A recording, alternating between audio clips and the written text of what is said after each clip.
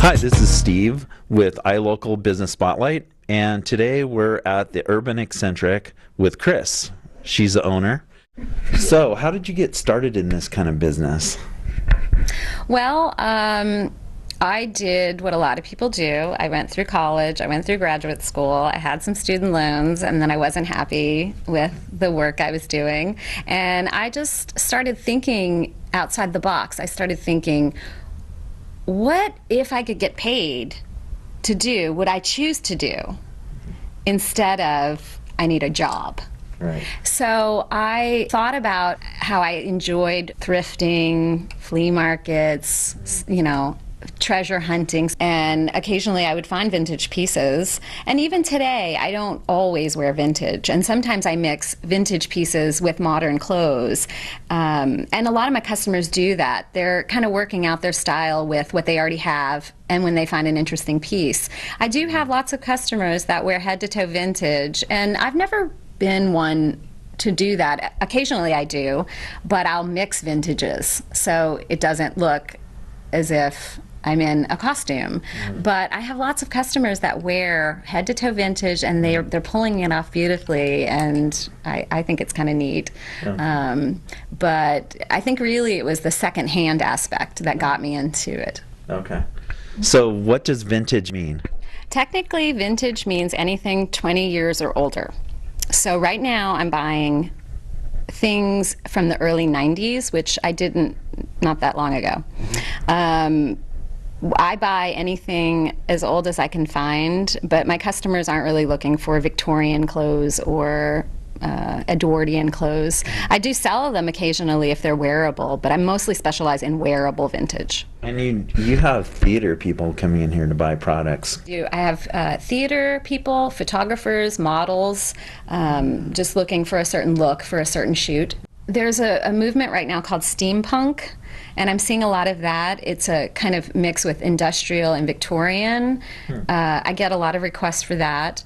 Sometimes people are just looking for a vintage style, like a 60s dress, to look like a certain character or a historical person that they want to dress up as.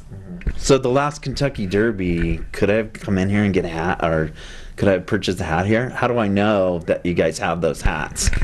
It's random. You don't know. I mean, there was one year for the Kentucky Derby, I just happened to buy a personal collection of a woman's, a personal collection of hats.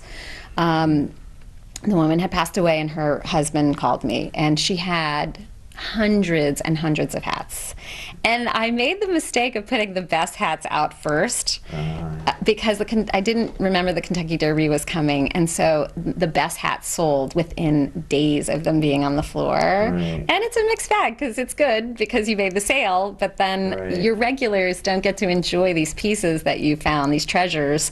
And so it's random. How do you get the products?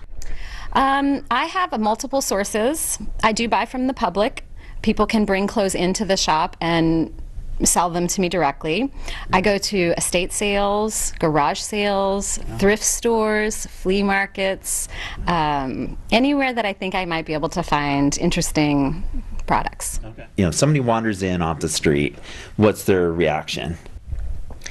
Sometimes people walk in and I can tell they're not sure what kind of store it is. And they'll ask sometimes, and sometimes they'll wander around. A lot of times I get feedback from people, you have a great store, you have a great selection, it's really fun, thanks for letting me look. Maybe they don't want to buy something, maybe they want to stroll down memory lane and get a giggle with a friend. That happens quite a bit, especially with older customers, where I will hear, I have this in my closet, or did you raid my wardrobe, or so it's sometimes just people browsing and wanting to just have fun looking at things that they remember.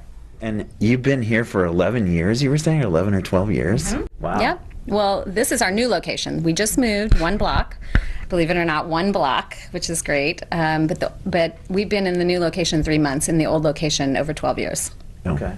And the address here? The address is 2311 Main Street. What's your hours? I'm open 11 to 6 Monday through Friday, noon to 6 on Saturday, and noon to 5 on Sunday. Okay. So how do people get a hold of you? are on Facebook, and they can call us directly on the phone.